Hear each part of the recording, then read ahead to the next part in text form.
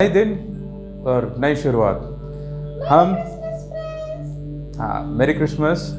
अब हम हिस्ट्री के क्लास 6 हिस्ट्री के चैप्टर 3 के तीसरे भाग में हम आ चुके हैं। हम शहरों पे बात कर रहे थे। इसके पहले वाले अगर आपने वीडियोस मिस कर दिए तो प्लीज़ हमारे दूसरे पार्ट में जाइए और उसको देखिए। हमने उसमें हड़प्पा, राखीगढ़ी, कालीबंगन, गनवेरीवाल, मोहनजोदारो के बारे में बात की है।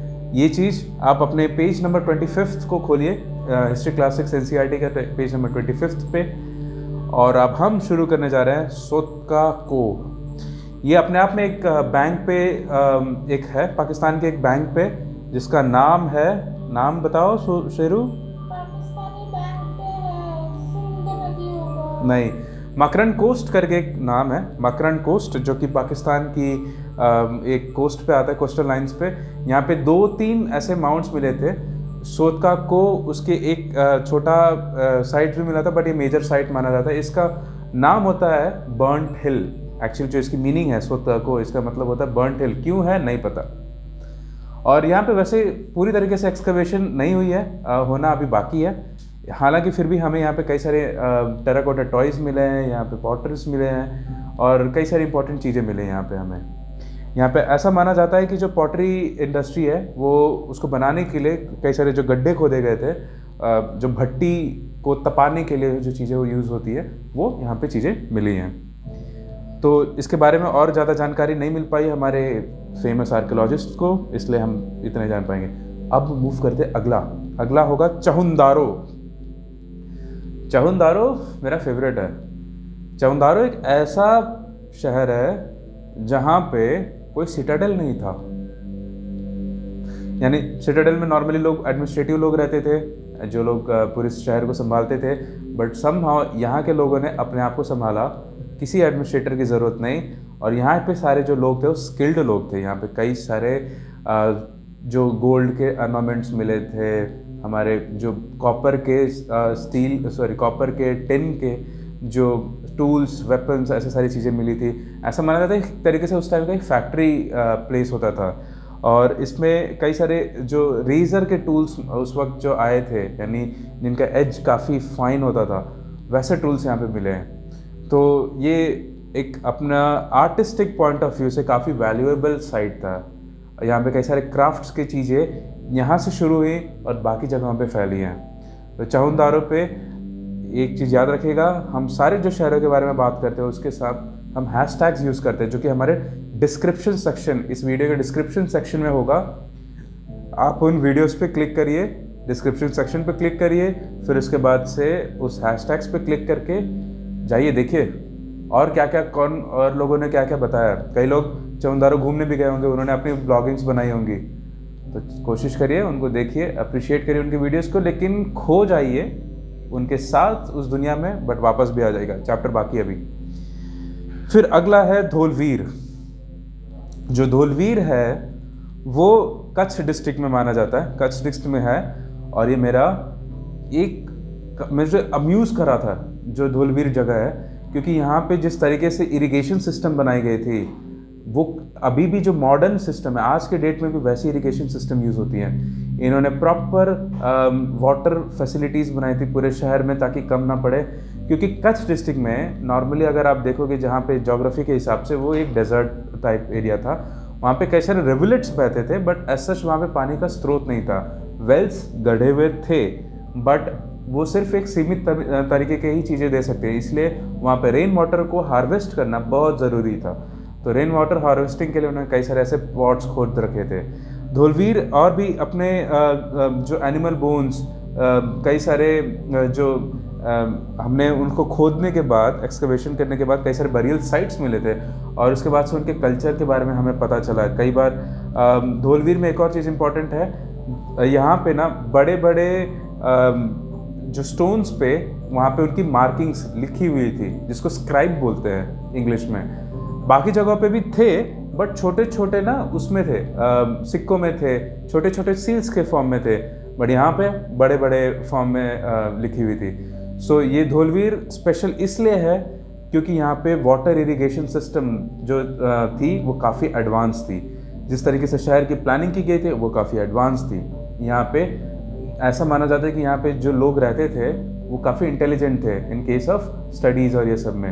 वो वेदों और ये सब में भी इनका काफ़ी कंट्रीब्यूशन रहा है। बट अनफॉर्चुनेटली हम इनकी भाषा को अभी भी नहीं समझ सकते। क्या लिखा था उस पर हमने अभी तक डिकोड नहीं कर पाए हैं। सर वो जो एक जगह था जहाँ पे पोर्ट था, वो धोलवुर में था? नहीं, वो आ रहे हैं उसके बाद। फिर उसके बाद से धोलवीर के बाद एक और जगह है सुरकोटड़ा। यहाँ पे भी अगेन ये कच्छ में ही है, लेकिन यहाँ पे उतना ज़्यादा एक्सकवेशन के बाद हमें उतनी सारी चीज़ें पता नहीं चल पाई है। बट हमें यहाँ पे घुड़सवार लोग मिले थे, यानी हॉर्स के रिमेन्स थे। तो ये भी अपने आप में काफ़ी इंटरेस्टिंग है, क्योंकि हमने जितनी भी इतिहास पढ़ी अभी तक उसमें कैटल्स के लिए देखा है हमने। One of the first animals to be tamed was dog को सबसे पहले टेम किया गया था, कैटल्स को देखा। बट अभी तक घोड़े की बात नहीं आई है, तो यहाँ पे घोड़े की रिमेन्स मिली है। तो ऐसा माना जाता है कि हड़प्पा सिविलाइजेशन में घोड़ा भी हुआ था इन्वॉल्व, बट बाकी जगहों पे नहीं मिला, इसलिए हम इतने श्योर नहीं है इसके ऊपर। इंटरेस्टिंग। अच्छा, अब अगला लोथल। जो आप डॉग की बात कर रहे थे, ये डॉग लोथल में है। वैसे तो ये साबरमती के मुंह के पास है, जहाँ पे साबर नदी मिलती है वहाँ पे है। और हाँ, एक और ये गल्फ ऑफ खम्बट के पास भी है थोड़ा सा, हालांकि उससे थोड़ी दूरी पे है। बट गल्फ ऑफ खम्बट क्या है? जहाँ पे नर्मदा नदी अरेबियन सी में मिलती है, गल्फ ऑफ खम्बट गल्फ है। अब ध्यान से सुना करो, अच्छा नहीं सुनते हैं। तो गल्फ ऑफ खम्बट के पास में ये जो जगह है लोथल, और अभी फ़िलहाल उसके आसपास डेजर्ट टाइप एरिया है, बैरन लैंड्स हैं। बट फिर भी ऐसा माना जाता है कि जहाँ पे ये है वहाँ पे पहले समुद्र हुआ करता था। इस पर काफ़ी कंट्रोवर्सी हुई थी।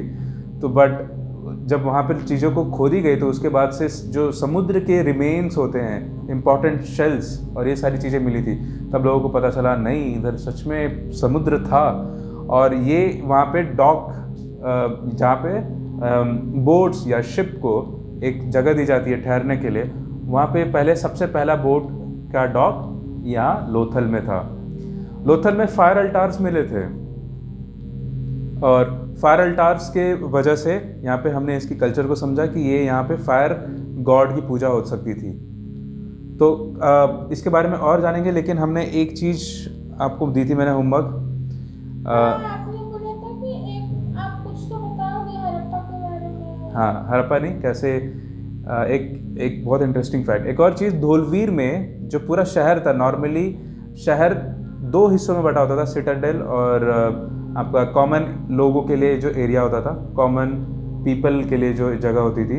Western side Citadel, eastern side common people. लेकिन धोलवीर में ये 3 टुकड़ों में टूटा हुआ था। एक सिटाडेल, एक मिडल स्पेस, और तीसरा कॉमन पीपल। सो जो और तीनों एरियाज जो थे काफ़ी फोर्टिफाइड थे, यानी बड़े बड़े ब्रिक के वॉल्स बने हुए थे एक दूसरे से डिवीजन के लिए। और अब हम आगे जो बात करेंगे क्राफ्ट्स के ऊपर, आप प्लीज़ पेज नंबर 28 पे आ जाइए। हम आपको क्राफ्ट्स के थ्रू लेके जाते हैं। अभी तक जो भी आपने पढ़ा, हम चाहते हैं कि आप उस शहर को और भी थोड़ा डिटेल में समझिए, और इसलिए हम चाहते हैं हैशटैग्स पे क्लिक करिए और उसके बाद से उन शहरों के बारे में जानिए और डिटेल में। लेकिन हाँ, एक और चीज़ याद रखना है, हमने शुरुआत इसलिए की है इस चीज़ के लिए, वीडियो बनाने की जर्नी को, क्योंकि हम चाहते हैं कि हिस्ट्री को आप बहुत एक्सपीरियंस करें। हम कोई बोर्ड या मार्कर पेन लेके नहीं पढ़ाते हैं, हम सिर्फ कहानियाँ कहते हैं। बिकॉज हम चाहते हैं कि आप हिस्ट्री को रटने की कोशिश ना करिए, आप हिस्ट्री को एब्जॉर्ब करिए, उसको घोट लीजिए और प्यार हो जाए आपको इतिहास से, जैसे हमें हुआ। तब तक के लिए हम यहीं पे विराम देंगे, और अब हम दूसरे वीडियो में क्राफ्ट्स के ऊपर डिस्कस करेंगे। और मैं चाहता हूँ कि आप प्लीज़ सब्सक्राइब कर लीजिए, शेयर करिए। तब तक के लिए गुड बाय।